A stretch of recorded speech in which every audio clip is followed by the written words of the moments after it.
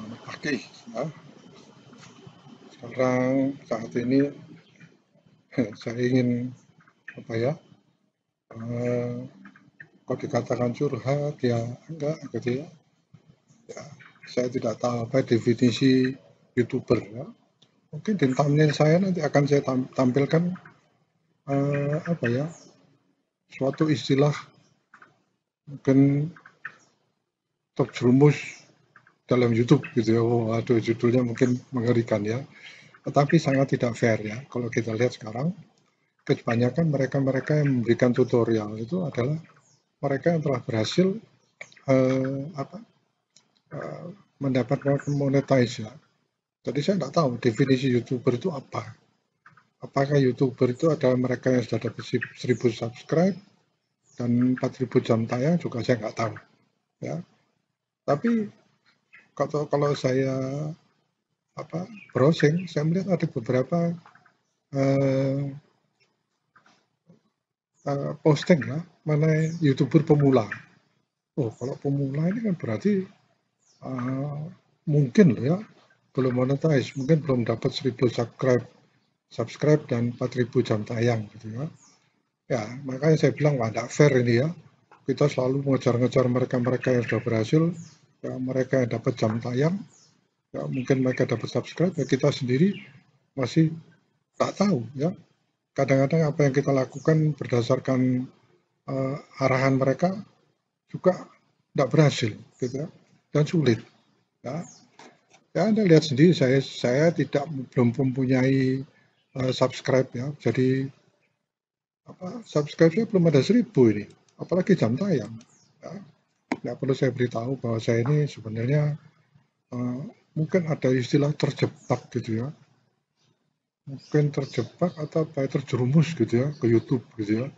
Ya, tapi ini artinya bukan negatif ya. Jadi nanti judulnya itu mungkin agak bombastis ya, terjerumus di YouTube, wah gitu ya. Ya, tapi nanti kita lihat bagaimana apa yang saya maksud karena definisi YouTube, YouTuber dan sebagainya itu masing-masing berbeda mungkin.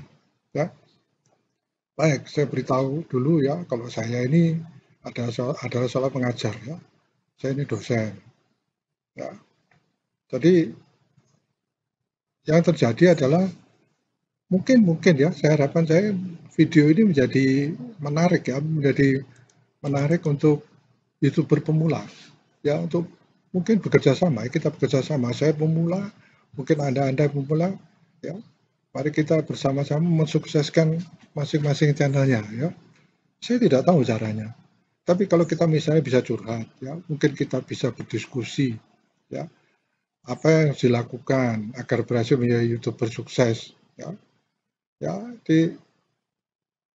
ya ini yang ada ya, yang mungkin yang masih gumul atau struggle dengan channel ya, yang sedangkan sudah sukses dengan mudah memberikan konten misalnya, ya, membuat konten-konten apa yang tutorial ya. Wah ini loh, jadi YouTuber sukses ya. Banyak judul-judul. Wah ini yang Anda lakukan ya sehingga tidak terjadi ini. Ya, tapi secara umum yang saya lihat adalah ya, setelah saya mengikuti, yaitu harus membuat video yang bagus. Ya. Tetapi setelah apa saya memang tidak ingin tadinya tidak ingin menjadi seorang YouTuber dalam arti YouTube saya tidak mengerti kok apa itu YouTube gitu ya. Jadi kebetulan saya mengerti itu karena ada ini ya, ada virus corona ya. Ya contohnya ya pada tadi saya katakan saya orang dosen. Ya, pada Agustus 2019 ya, itu kita sudah mendengar ya di Wuhan itu ada eh, corona. Ya.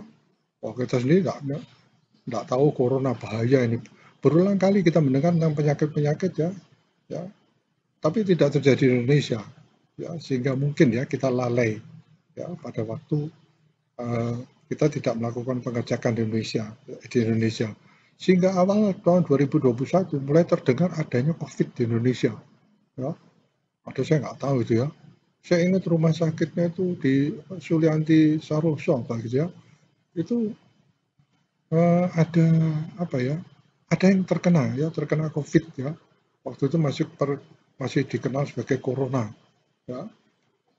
Nah, kemudian di kampus saya mulai diingatkannya pokoknya harus kok ke kampus harus pakai masker ya, harus cuci tangan ya, prokes ya. Sekarang saya sudah sangat mengerti tentang itu, tapi tadinya apa ini ya, harus cek temperatur ya, berkembang terus sampai ada yang harus PCR segala macam ya. Itu tidak penting buat saya, tapi ingin menceritakan pengalamannya ya. Tanggal 2 Maret 2020 ya, Presiden Joko Widodo ya mulai memberikan aturan tidak boleh kumpul-kumpul.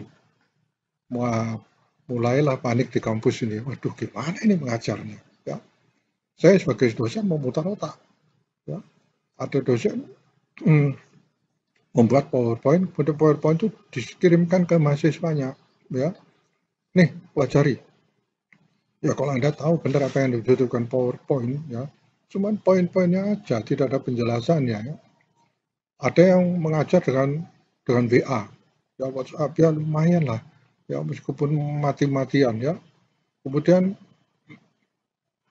PowerPoint tidak bisa optimal, tadi saya katakan ya. Terus bagaimana ini dengan kuliah ini ya? Usaha pertama saya adalah, oh gini aja, ngajar, saya rekam dengan video. Nah ini, merekam dengan video apa ini? Alat perekamnya apa ini ya? Saya tidak punya kamera, ya. Membuat kamera kan berarti mengeluarkan budget lagi ini ya.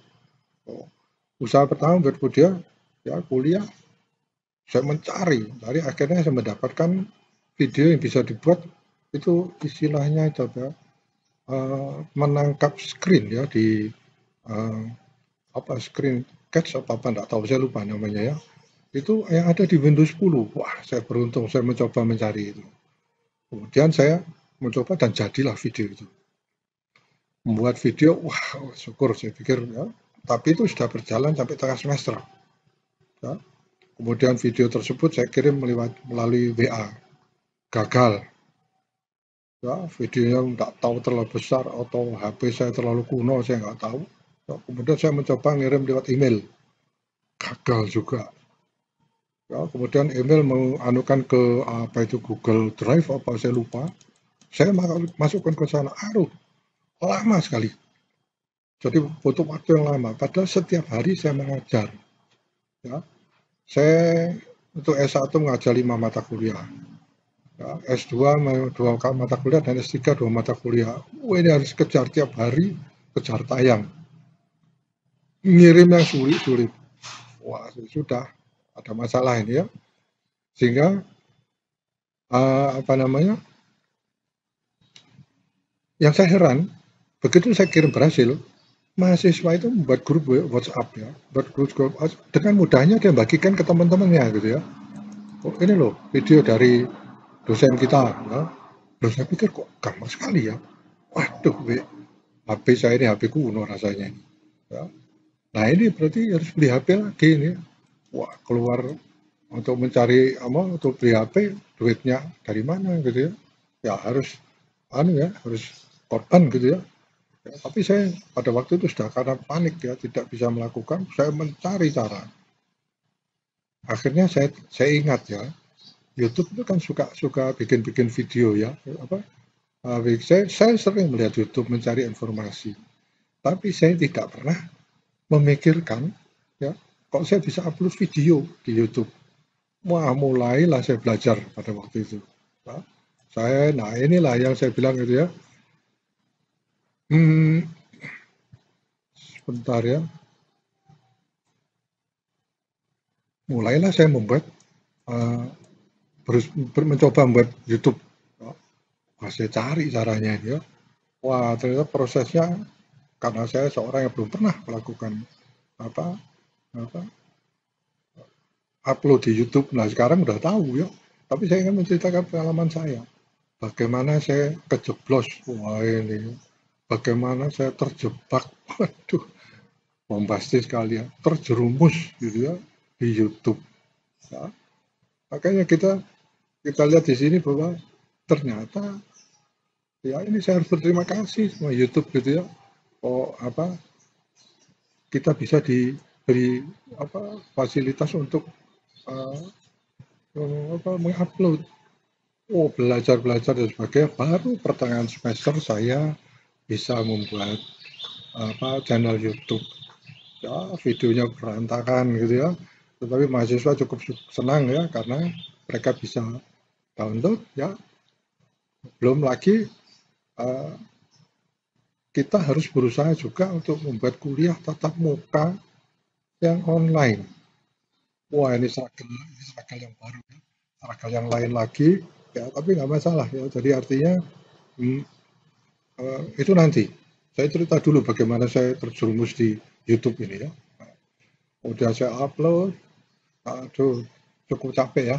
Artinya cukup capek dalam hal ini mencari dan menemukan YouTube. Nah, itu pengalaman saya yang pertama. Ya. Jadi meskipun saya katakan saya terjerumus di YouTube, tapi saya berterima kasih pada YouTube. Ya. Karena ada ada fasilitas ini. Dan kebetulan pemerintah itu mengaktifkan uh, tentang internet itu ya. Saya ingat betul pada waktu Presiden Jokowi itu ya, di dalam debatnya itu ya menyebutkan mengenai apa itu ya, saya lupa itu ya, aktivitas di YouTube ya, mengenai bagaimana kita aktivitas di internet, bagaimana kita bisa begitu banyak memanfaatkan internet ya. Jadi nanti pertemuan mendatang ya, saya akan menceritakan ya bagaimana YouTube ini sangat-sangat mendukung ya.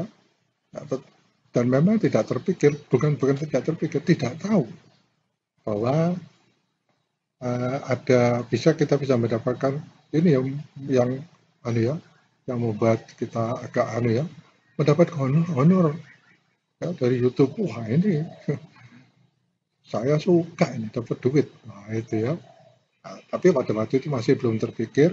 Pada semester awal hanya upload saja untuk menyesuaikan ya supaya mahasiswa mendapatkan materi. Ya, ya nanti dalam